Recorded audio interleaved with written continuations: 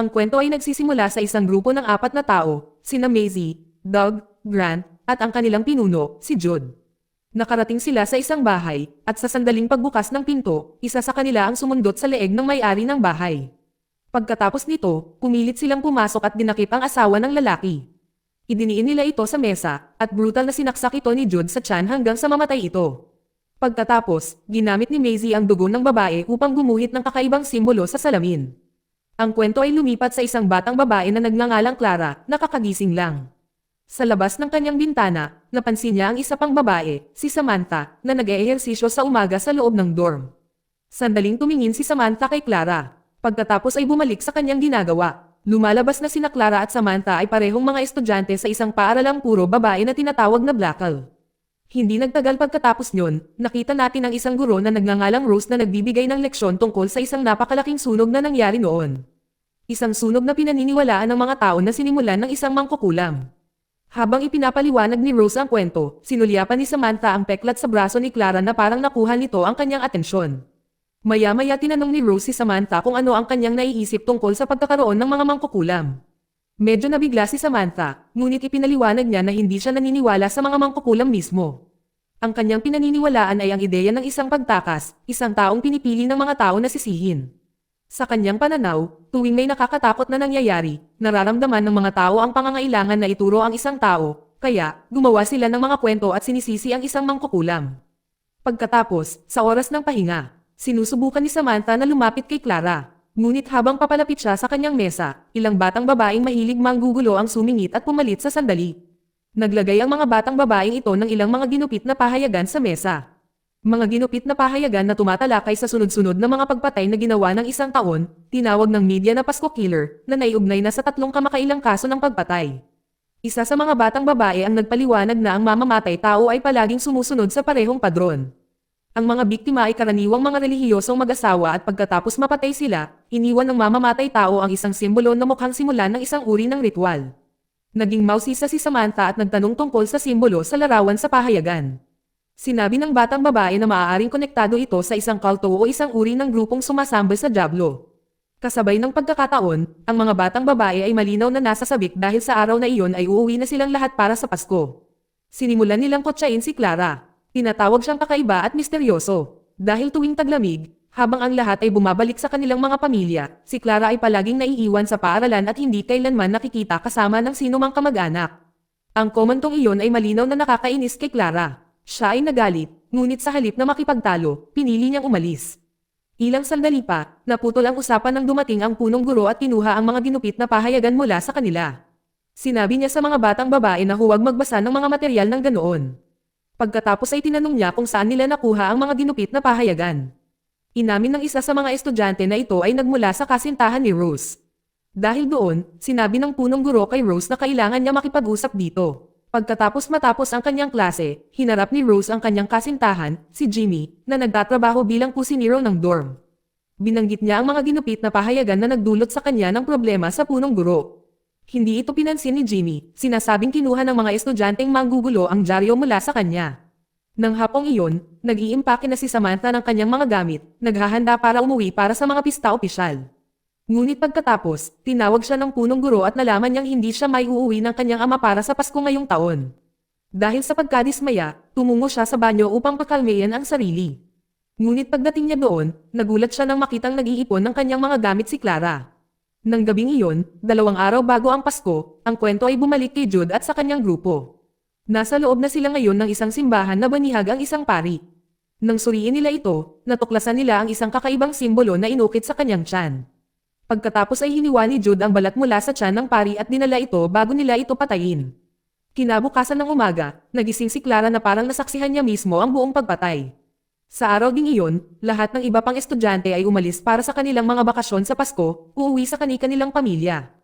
Ang tanging natitira sa paaralan ay sina Clara at Samantha kasama si Rose. Samantala, si Jude at ang kanyang grupo ay nasa kalsada. Sa loob ng kotse, si Doug ay halatang naiinis habang pinapanood niya sina Jude at Maisie na papalapit sa likurang upuan. Bigla, aksidente niyang nabangga ang isang osa na tumatawid sa kalsada. Huminto sila upang tingnan ito, ngunit habang inaayos nila ang sitwasyon, dumating ang isang pulis at nagsimulang tanungin sila. Habang nag-uusap, napansin ng pulis ang isang bagay na nakahiga sa kalsada. Lumalabas na ito ay ang piraso ng balat na kinuha nila mula sa pari. Bago pa man makareact ang pulis, pinaputukan siya ni Grant mula sa likuran. Pinaputok ng pulis ang kanyang baril at tumama ang bala kay Doug. Pagkatapos nyon, kinuha ni Jude ang baril ng opisyal at binaril ito hanggang sa mamatay. Sa eksaktong sandaling iyon, muling nagising si Clara na parang ngayon lang niya nakita ang lahat ng nangyari. Hindi nagtagal, sina Clara, Rose, at Samantha ay naghahanda ng hapunan nang may kumatok sa pinto ng dorm. Inakala ni Rose na si Jimmy iyon, ngunit nang buksan niya ito, nadatnan niya si Jude at ang kanyang grupo na nakatayo sa labas. Hiniling nilang pumasok papasok, sinasabing ang isa sa kanilang mga kaibigan ay nasugatan at nangangailangan ng tulong. Tumanggi si Rose noong una, sinabing hindi niya maaaring papasukin ang mga estranghero sa loob at tatawag na lang siya ng ambulansya para sa kanila. Ngunit pagkatapos pumasok si Maisie at sinabing dati siyang isang estudyante sa Blackall. Ipinaalala niya kay Rose ang mga pinahahalagahan ng paaralan na ang mga babae ng Blackall ay dapat mag-ingat sa isa't isa. Nang marinig iyon, nag-atubili si Rose. Pagkatapos ay pinayagan silang pumasok. Habang lumalalim ang gabi, sinimulan ni Rose ang gamutin ang sugat ni Doug. Kasabay nito, mas pinag-aralan ni Maisie si Clara ng mas malapitan. Pakiramdam niya ay mukhang pamilyar si Clara at nagtataka kung mayroon ba siyang kamag-anak na dating nag-aral sa paaralan. Pagkatapos ay casual na binanggit ni Doug ang isa sa kanilang mga nakaraang pagpatay. At doon napagtanto ni Samantha kung sino talaga ang mga taong ito. Nagsimulang matakot, mabilis na pumasok si Rose at sinabi sa kanila na kailangan na nilang umalis. Hindi niya pinayagan ang mga estranghero na magpalipas ng gabi sa dorm, ngunit sa sandaling iyon, sa wakas ay lumabas ang kanilang tunay na ugali. Kumuha si Rose ng isang pares ng gunting at pinagbantaan sila, sinabihan sina Samantha at Clara na tumakbo at magtago. Agad na inutusan ni Jude si Doug na habulin sila. Sumugod sina Clara at Samantha sa isang silid-aralan at sinubukang manahimik, ngunit hindi nagtagal ay natagpuan sila ni Doug. Nang sila ay nakulong, lumaban si Samantha, ngunit siya ay lubos na natalo. Nagawa ni Doug na mahuli siya. Samantala, pinulot ni Clara ang kutsilyong nahulog ni Doug at sinubukang tumulong, ngunit nagbanta si Doug na papatayin si Samantha kung hindi niya ito ibibigay. Sa huli, sumuko si Clara at binitawan ang kutsilyo. Kasabay nito, bumalik si Jimmy sa dorm matapos ihatid ang iba pang mga estudyante sa istasyon ng tren. Napansin niya ang isang kakaibang kotse na nakaparada sa labas at nagsimulang makaramdam ng paghihinala. Nakita siya ni Rose at sinubukang babalaan siya mula sa bintana, ngunit bago pa man siya makagawa ng kahit ano, inatake ni Grant si Jimmy mula sa likuran. Hindi nagtagal pagkatapos noon, natagpuan din ni Jude si Rose at nahuli siya. Di nagtagal, silang lahat ay nakatali sa hapagkainan. Ang grupo ay pangungutya na nagdasal bago simulan ang kanilang pagkain. Pagkatapos ay pinilit ni Jude si Rose na sumama sa kanila sa isang nakakahiyang paraan. Ang takot ay unti-unting nauwi sa galit habang napagtanto ni Rose kung sino talaga sila, ang mga taong nasa likod ng mga kaso ng pagpatay noong Pasko. Pagkatapos ay pinakawalan ni Jude si Jimmy at inilabas ang isang singsing na nahanap niya sa kanyang bulsa. Naging malinaw na plano ni Jimmy na mag-propose kay Rose noong gabi ng Pasko. Pinilit siya ni Jude na ituloy ito doon mismo, ngunit sa halip, sinubukan ni Jimmy na lumaban. Iyon ay humantong lamang sa kanyang kamatayan nang patayin siya ni Jude sa lugar mismo. Pagkatapos noon, kinuha ni Jude ang singsing at isinuot ito sa daliri ni Rose. Hindi nagtagal pagkatapos, sina Rose, Samantha, at Clara ay dinala sa sala. Sinimulan ng grupo ang pagbukas ng mga reg-along pamasko na inihanda ni Rose para sa mga batang babae. Nang makita nilang ang regalo ni Samantha ay isang sweater lamang, pinilit siya ni Jude na magpalat ng damit sa harap ng lahat. Kakatwa, hindi nagpakita ng anumang takot si Clara kahit papaano. Sa halip, ngumiti lamang siya. Pagkatapos, sinimulan ng grupo ang paghahanda ng isang ritual. Inilagay nila ang mga piraso ng balat na kanilang nakolekta sa gitna ng isang bilog na iginuhit gamit ang dugo ng kanilang mga biktima. Habang naghahanda sila, ikinwento ni Jude ang kanyang nakaraan. Lumaki siya bilang anak ng isang mangangaral, napapaligiran ng mga taong patuloy na nananalangin at nagmamakaawa para sa tulong ng Diyos sa Diyos. Ngunit gaano man karaming panalangin ang kanyang nasaksihan, wala siyang nakitang kahit isa na sagot. Gayunpaman, naniniwala pa rin siya na mayroong mas mataas na kapangyarihan. Sa kanyang isipan, ang mga panalangin ay sinasagot lamang kapag mayroong sakripisyo, tulad ng mga handog na sa mga Diyos o demonyo. Pagkatapos ay ipinagpatuloy ni Maisie ang paliwanag. Isiniwalat niya na noong siya ay estudyante pa sa paaralang ito, nakatuklas siya ng isang aklat ng spell na nakatago sa silong. Ang natuklasang iyon kalaunan ay nagpatalsik sa kanya. Ngunit bago siya umalis, nagawa niyang mapunit ang isang pahina mula sa libro, isang pahina na naglalarawan ng isang ritual upang tawagin ang isang demonyo. Ang pahinang iyon ang gumabay sa kanila sa lahat ng mga pagpatay na nagawa nila sa ngayon. Ang kanilang tunay na layunin ay palaging bumalik sa paaralan at kumpletuhin ang ritual.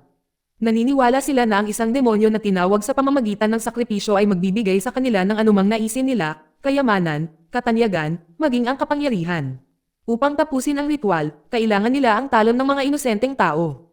Habang sila ay ginugulo, tahimik na ginamit ni Rose ang singsing sa kanyang daliri upang hiwain ang tape na nagtatali sa kanyang mga kamay. Pagkatapos, nang walang babala, inatake niya si Jude. Ngunit mabilis na tumugon si Jude, dinaig siya, at kinaladkad siya sa gitna ng bilog ng dugo. Habang inaawit niya ang ritual, tinusok niya si Rose ng diretso sa puso. At agad itong napatay, ngunit pagkatapos ng lahat yon, walang nangyari. Nagsimulang questionin ng grupo ang lahat. Nagsimula silang magtaka kung ang demonyo ay totoo ba talaga o kung nagkamali sila sa isang lugar sa ritual. Maging si Doug ay nagsimulang mag-isip na ang lahat ng pagpatay na kanilang ginawa ay maaaring walang kabuluhan. Dahil doon, nagpa siya sina Maisie at Jude na pumunta sa silong upang hanapin muli ang aklat ng spell, umaasang makahanap ng isang uri ng clue. Samantala, si Clara, na nananahimik sa buong oras, ay biglang nagtanong kay Doug kung ano talaga ang gusto niya mula sa demonyo. Inamin ni Doug na palagi siyang may mga pagdududa tungkol sa ritual. Sa kaibuturan niya, hindi niya lubos na pinaniwalaan na gagana ito. Ang tanging dahilan kung bakit niya sinunod ang lahat ay dahil kay Maisie. Gusto niya ito. Pagkatapos noon, nagpa siya siyang maglakad-lakad at maghanap ng maiinom. Binanggit ni Samantha na may nakaimbak na alak sa silong. Kaya, tumungo si Doug pababa, iniwan si Grant para bantayan sina Claire at Samantha. Sa silong, sa wakas ay natagpuan muli ni Maisie ang aklat ng spell at sinimulang basahin ito, sinusubukang mas maunawaan ito. Kasabay niyon, naiwan si Grant na nagbabantay ng mag-isa. Doon ay dahan-daang lumapit si Clara sa kanya at nagsimulang impluwensyahan ang kanyang isipan.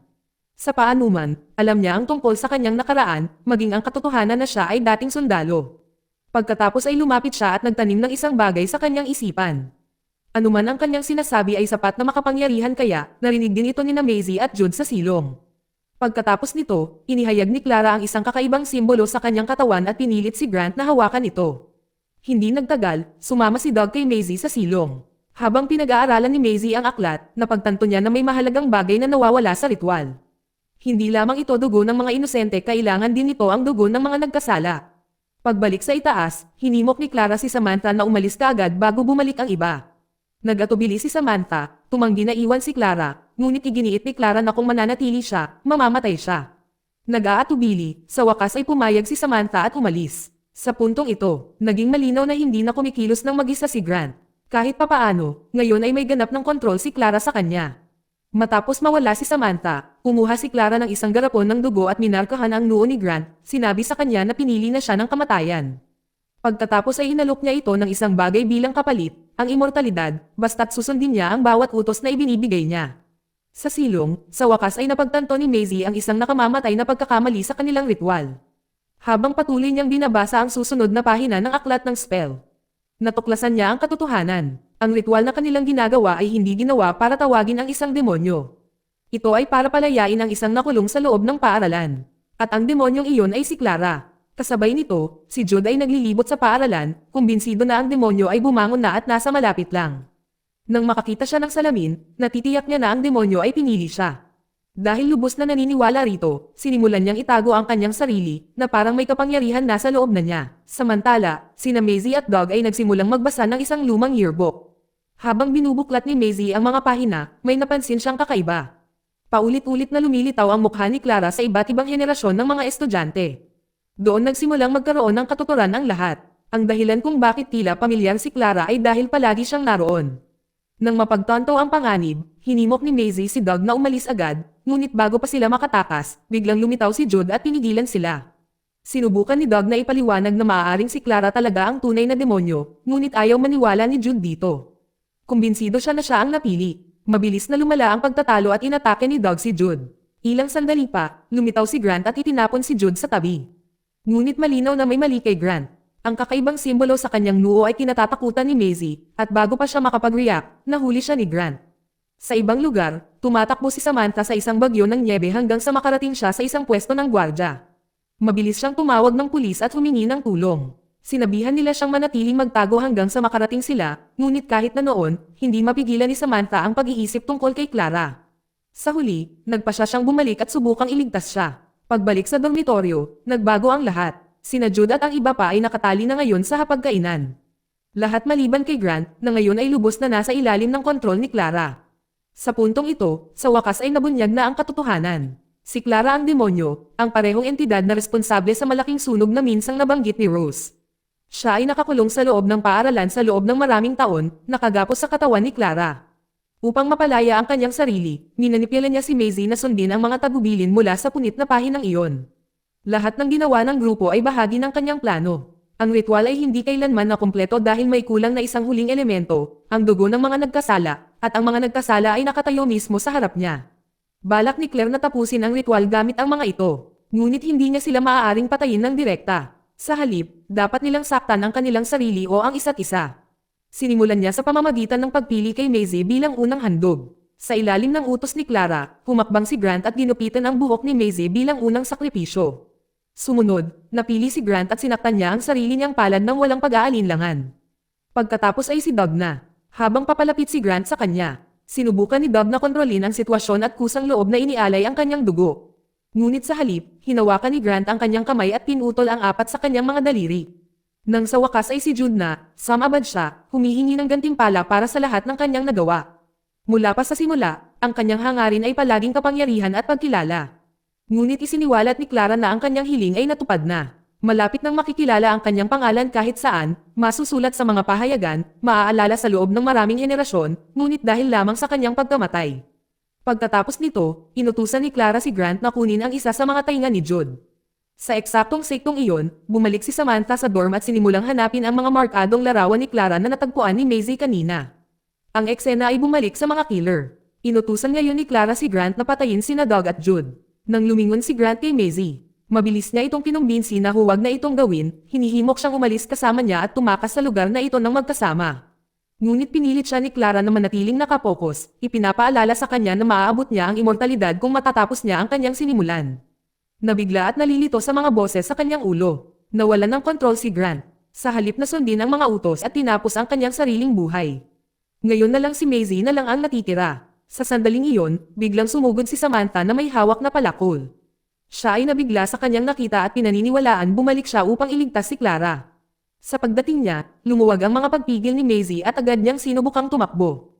Hindi nagatubili si Clara at hinabol siya. Sinubukan ni Samantha na pigilan si Clara, ngunit galit na galit si Clara. Matagal na niyang hinintay ang sandaling ito at ang ritual ay malapit nang matapos. Sinabihan si Samantha na umalis, ngunit bumalik siya at ginulo ang lahat. Hindi mapigilan ni Samantha ang sarili na iwanan si Clara. Talagang naniniwala siyang nasa panganib si Clara at iginiit na hindi niya ito maaaring iwan. Doon sa wakas ay isiniwalat ni Clara ang kanyang tunay na katawan. Siya ay nakulong sa lugar na ito sa loob ng maraming taon, napilitang tiisin ang walang katapusang siklo ng pagkabagot at paghihintay. Gayunpaman, nanatili si Samantha sa tabi niya. Iginiit niya na tunay ang kanyang nararamdaman, na tunay siyang nagmamalasakit kay Clara. Nakakagulat, ang mga salitang iyon ay nagsimulang magpakalma sa kanya. Sa unang pagkakataon, lumambot si Clara. Sinabi niya kay Samantha na kung talagang nagmamalasakit siya, dapat niya itong palayain. Pagkatapos, habang papalapit na ang lahat sa huling sandali, gumawa si Samantha ng kanyang desisyon. Walang babala, lumingon siya kay Maisie at hinampas ito mula sa likuran gamit ang palakol. Sa pagkamatay ni Maisie, ang ritual ay tapos na. Sa wakas, nakalaya na si Clara mula sa lugar na matagal na nakakulong sa kanya. Sa labas, tinanong ni Samantha kung ano ang susunod na plano ni Clara, kung iiwan ba niya ang lugar na ito. Sa halip, binigyan siya ni Clara ng alok, tinanong kung gusto ba niyang sumama. At ganoon na lang, pinili ni Samantha na sumunod sa kanya. Dito nagtatapos ang kwento, salamat sa panonood.